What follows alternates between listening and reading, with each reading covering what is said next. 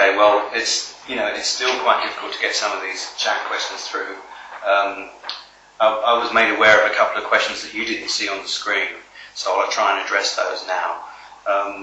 They're a bit technical, but a lot of people have asked me about the long delay between albums and what I had to do to sort of get going again. And I've got to give some credit to the lovely Mrs. Hepzibah, who should be watching now with the kids, I hope.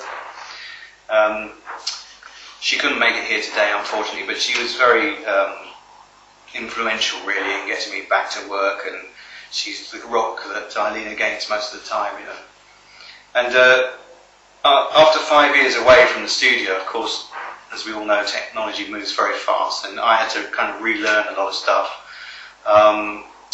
Somebody asked me while that song was playing, has it become more difficult to make records, or is it easier, in fact? And I'd say it's neither, really. It's just you have more at your disposal, so it can take longer. There's much to explore, and I kind of like to take my time and experiment with different possibilities. But nevertheless, you've still got to have some ideas, and no amount of technology is going to create that for you. So after I'd kind of reacquainted myself with much of what I've forgotten, plus also got to know some of the new bits and pieces that are out there, those that are a bit more used to making music will understand about Logic Audio and Pro Tools, and I got to grips with Ableton Live, which I really enjoyed this time. That allowed me to time stretch loops, because for me, putting samples and loops together is very, very much what I do. It's very much reworking bits of performance, and it's important that I'm able to stretch and put those into time so that they make some sort of sense musically.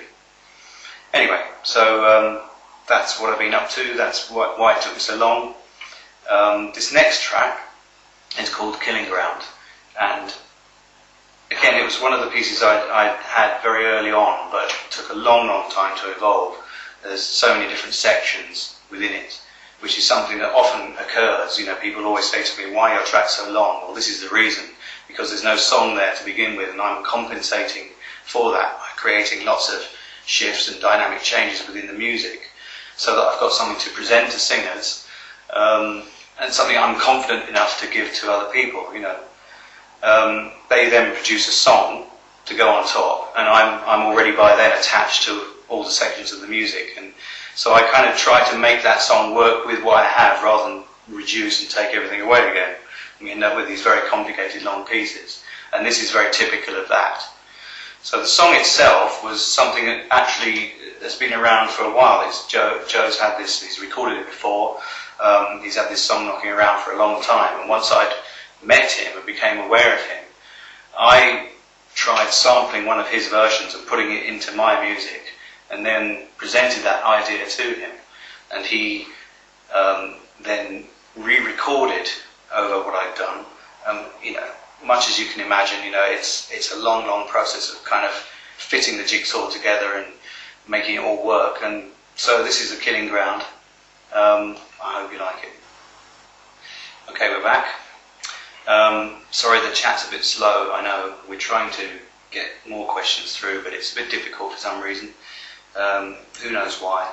But that's what happens. That was the Killing Ground. The next track, Intruders, is even longer than that, can you believe? It was quite a difficult one, actually. For a long time, it had a really good feel for a long time, but I could never quite structure it properly. And this is a Carla track, and her vocals came, as I said, she came quite late to the project, and so it was one of the last things we did vocally, and what we ended up doing was just throwing lots and lots of different ideas at it. Slightly different to working with Joe, she came to my studio, as I said, and she just tried lots of different vocal takes with different ideas, and we recorded everything, which is quite how I like to work, in fact, is to, sometimes without wishing to sound too pretentious about it, it's a bit like a film director who's getting performances from actors, and then he has to edit it all together into a story that makes sense, and that's often how I feel. So I want to try and get as much performance, as many different performances as possible, and don't reject anything. It's much better to get it down and then work it later, and that's what I do. And particularly in this case, we put together something that made sense to me from all the different ideas that Carla had. And it's not what you'd call a conventional song, really. It sort of meanders about, and there's some of Joe's backing vocals in there, and it's a sort of combined effort, this one.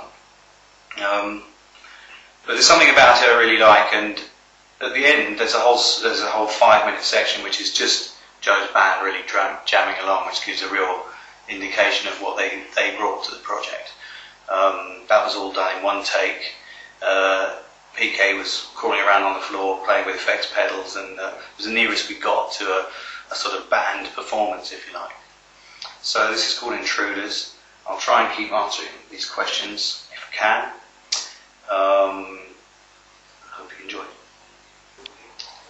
Okay, fingers are getting a bit numb. Even though you can't see some of the questions that are coming on the screen, we have a second machine here that's showing some of the incoming questions. Unfortunately, it's not able to display them all. But there are a few, while that was playing, a few people were asking about the artwork and also about sort of Joe's guitar playing and the Texas sessions again. So to deal with the Texas thing first, one of the nice things for me was to record in a different way, a way that I remember when I first started out, you know, working in studios. The first thing I did when I left school was work in a studio as a tape op, which is an assistant. And in those days, of course, everything was multi-track tape, and this is exactly what we did in Texas. We recorded the whole of Joe's band very much old school, so we used multi-track tape, run at low speed with no Dolby, and you know, we used only vintage equipment. We were lucky that the studio we were in had masses of wonderful vintage equipment, so lovely old valve mics, and Joe's got this huge collection of guitars, beautiful amps, and so it was a really interesting way to go about doing things, and then to only apply the modern technology right at the end of the session, where we transferred it all into the computer and I took it home. The artwork thing, well, we've just got some vinyl here, in fact. I don't know if you can see that properly, but it's really nice, again, for me to, you know, people of my age, we remember this sort of thing. And a lot of people still like it. That's the gatefold inner sleeve. And, you know, the artwork looks really good on this, I think. But people denounce vinyl, but it still sounds better than anything. If you leave aside a few crackles and pops that you will inevitably get, the actual audio signal for vinyl is still very, very good. And sometimes, you know, we miss that. So it looks really good in that format for me. As for the artwork itself, the idea of the plastic mannequins is really to represent worthless, recyclable people, which goes back to this idea of subhuman. And we gave that synopsis to Jesse Holman, who's the designer, and that's what he came up with, and I like that. It's different to what we've seen before on the last album, for example. But again, I thought that was a good thing to kind of surprise people in that respect. So these mannequins are shown in everyday situations in life, and when you see the full artwork, you can sort of appreciate what's going on with that idea. So that's what that's all about. The next track is called 99 to Life. It's a true story, apparently. I only subsequently found out recently that one of Joe's friends actually got banged up in the penitentiary, and with no prospect of any kind of release, and that's really what it's all about. So it's called 99 to Life. You can really hear Joe's band take off at the end of this, and again, it's kind of, it took a long while coming together, but I was pleased with it in the end. It's 99 to Life.